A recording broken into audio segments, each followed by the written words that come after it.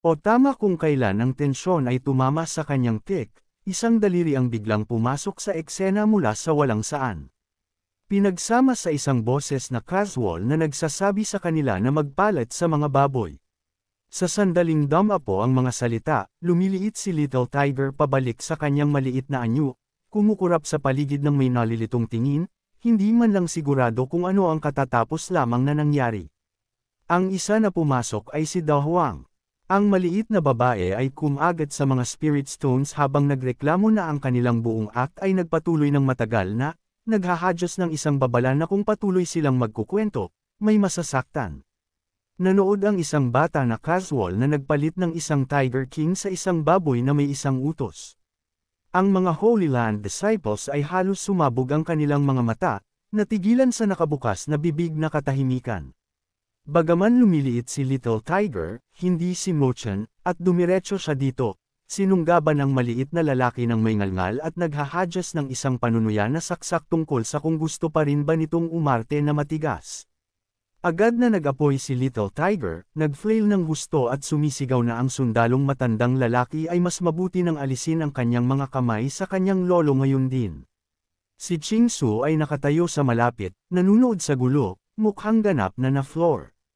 Ang kanyang isip ay umiikot sa katotohanan na ang matandang lalaki ay ilang immortal, ang tigre demonyo, isang full-blown demon king, at kahit na ang kakaibang maliit na babae ay may kapangyarihan na i-boost ang grade ng spirit veins.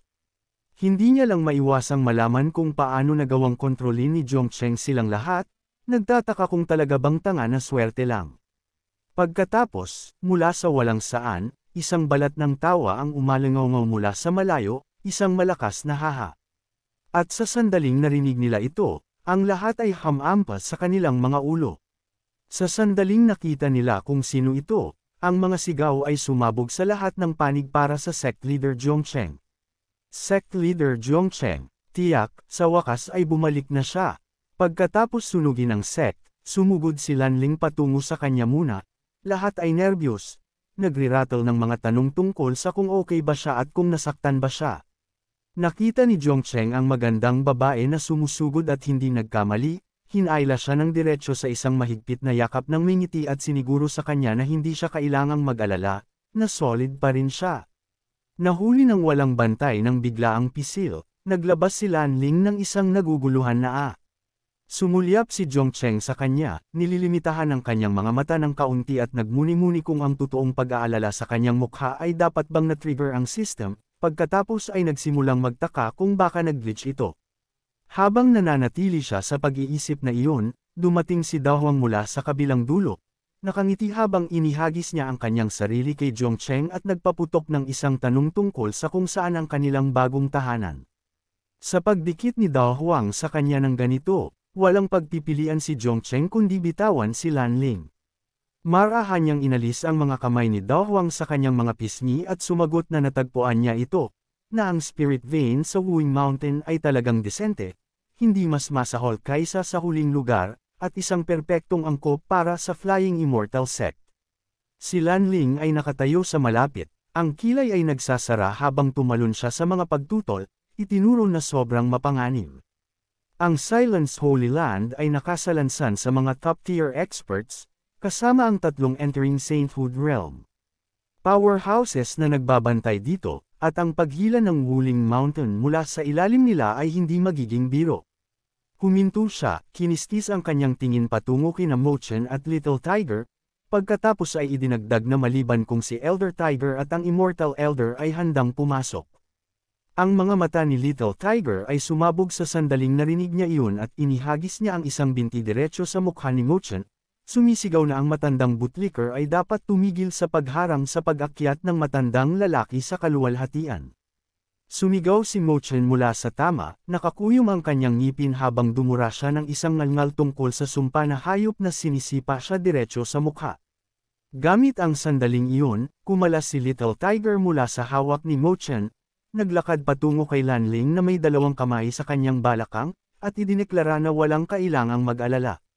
Na ang anumang gusto ng sect leader ay negosyo na ng Lord na iyon, at ang tatlong entering Sainthood Realm na lalaki ay walang anuman, na ang Lord ay maaaring mag-flick sa kanila ng walang paglabas ng pawis.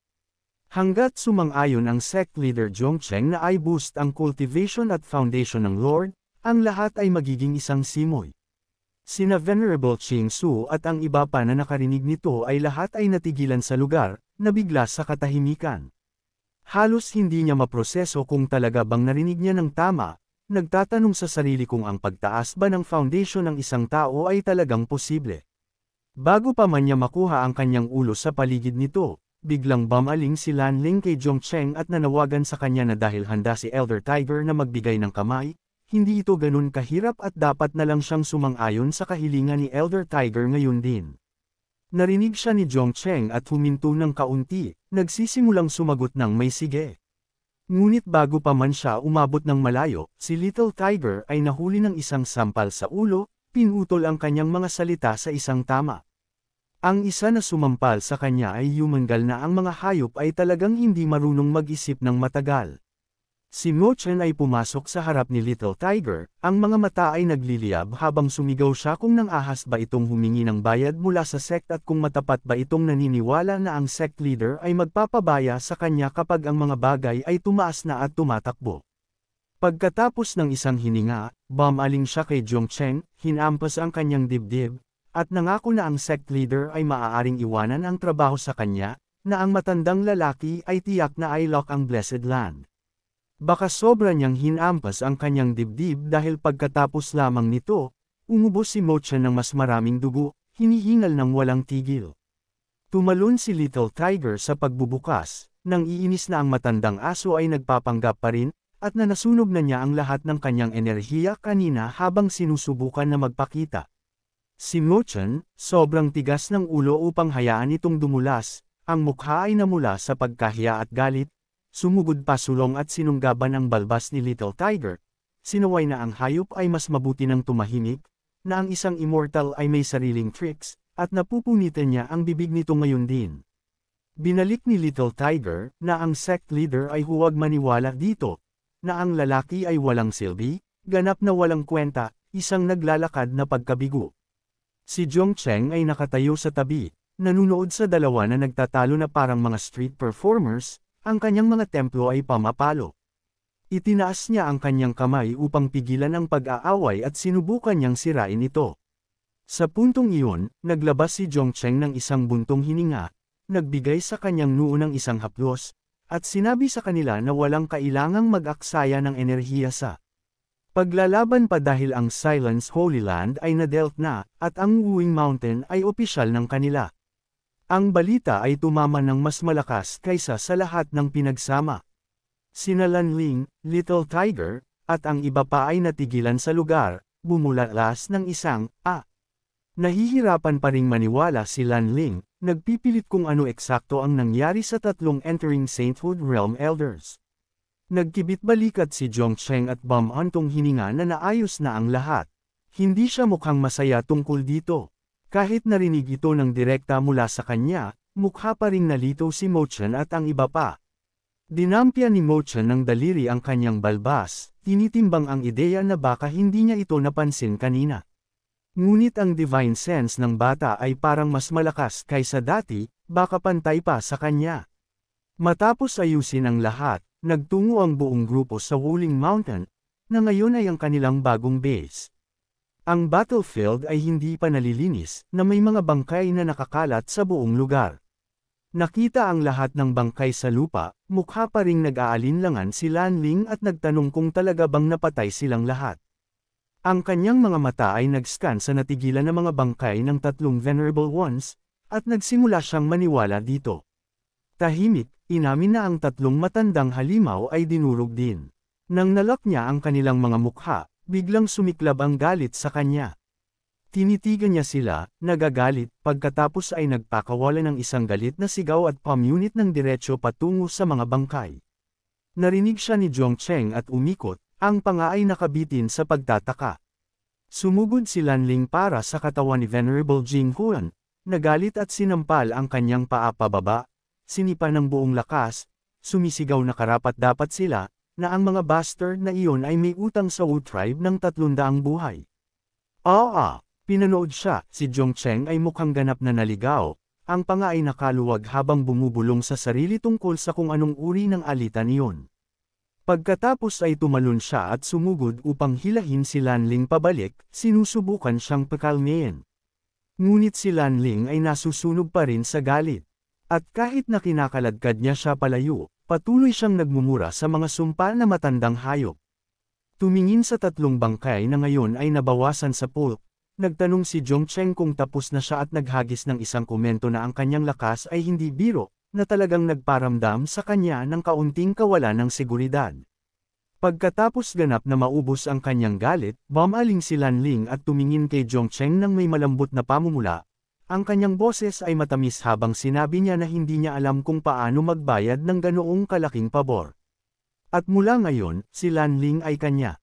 Nahaharap sa ganoong uri ng pagkumpisal, sumagot lang si Zhongcheng ng M. Tiningnan niya ang namumula na babae sa harap niya, malinaw na hindi sigurado kung ano ang gagawin dito. Nagtataka sa sarili kung paano siya magiging ganito kalayo at hindi pa rin magrehistro sa system. Pagkatapos ay tinatanong kung gaano kalalim ang isip ng babaeng ito. Ito ay medyo nakakatakot. Gayunpaman, ngumiti si Zhongcheng, umubo ng isang beses, at sinabi kay Lanling na maaari siyang manatili sa kanilang sect sa ngayon at mag-cultivate kasama ang iba pang mga elders. Nang mailabas niya iyon, bumaling si Zhongcheng at tinawag ng malakas na oras na para magpatuloy sa pangunahing misyon. Dao Huang, Dao Huang. Dumating si Dao Huang nang may nakakagulat na bilis. Narinig ang mga salita ng kanyang mommy, nagpakawala ang maliit na babae ng kanyang kapangyarihan agad, sumisigaw para sa kanila na umalis. Pagkatapos ang kabuuan ng Wuling Mountain ay nabalutan sa spiritual energy ni Dao Huang. Sa isang iglap, ang eksena ay ganap na nagbago, nagre-reshape. Sa domain ng Flying Immortal Sect, ang halaman at wildlife ay sumugod sa kasaganaan. Bumaba ang sikat ng araw at ang hangin ay nagdala ng sigla ng bagong buhay. Ang mga hayop ay lumaki sa dinatural na bilis, ang ilan ay nagmutating sa mga anyo ng mas malaking kagandahan. Pinanood ni Lanling ang pagbabago na nagaganap, ang kanyang hindi paniniwala ay nananatili. Pinalawak niya ang kanyang mga mata, inaamin ng panloob na ang maliit na babae na ito ay talagang maaaring mapahusay ang spirit veins ng anumang lupa. Si Mo Chen sa likod niya ay sumabog sa luha, nagpapahayag na ang anak na babae ng sect leader ay may mahusay na lakas. At ang sect leader ay higit pa. Sa mga paghahanda na halos tapos na, winagiway ni Zhongcheng ang isang kamay upang gumawa ng isang chenkun bag. Inanunsyo niya nang may sigasig na ang bagong tahanan ng kanilang sect ay handa na at ipinatawag ang lahat ng mga disciples na lumabas. Sa sandaling lumabas ang mga salita sa kanya, ang chenkun bag ay bumuklat. Isang maliwanag na glow ang damaloy mula dito, nagpapalaya sa mga disciples sa loob.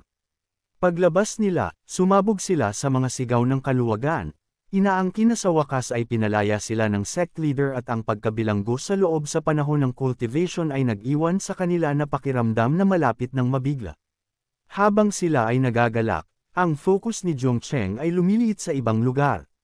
Isang serye ng mga system notification boxes ang umiilaw sa harap ng kanyang mga mata, at nakaramdam siya ng pagdagsa ng kasiyahan sa pag-iisip ng pag-aani ng mga kita. Ang kanyang pinakamalaking ani ay nagmula sa tatlong pinakamagandang babae na disciples ng Flying Immortal Sect. Si Ling Han ay umangat mula sa Heavenly Mandate 1st level hanggang Dao Palace 8th level, nagbigay ng 1,150,000 points. Si Lin Yiling ay tumindig mula sa Spiritual Embryo 8th level hanggang Dao Palace 5th level, kumita ng 946,000 points. Si Xiao ay umunlad mula sa Spiritual Embryo 9th level hanggang Heavenly Mandate 9th level, nagbigay ng 16,500 points. Nang walang pagkaantala, pindutin ni Zhongcheng upang tanggapin ng paulit-ulit. Ang system ay tumutunog sa mabilis na dingding tones. Sa wakas, kinumpirma nito na ang isang total ng 41,500 points ay natipon, nagdadala sa kanyang naipon na points sa 4,232,315. Pag-aaral ng kanyang total, ang ngiti ni Zhongcheng ay lumalim hanggang sa ang kanyang mga mata ay lumiliit, tinatamasa ang kasiyahan ng ganoong kayamanan.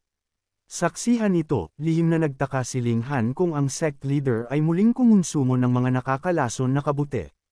Matapos ang kanyang point collection, ang mga disciples ay nagsimulang mag-explore ng kanilang bagong lugar. Nagtataka sila ng malakas kung ito ba talaga ang territory ng kanilang sect at tinanong ang density ng spirit veins.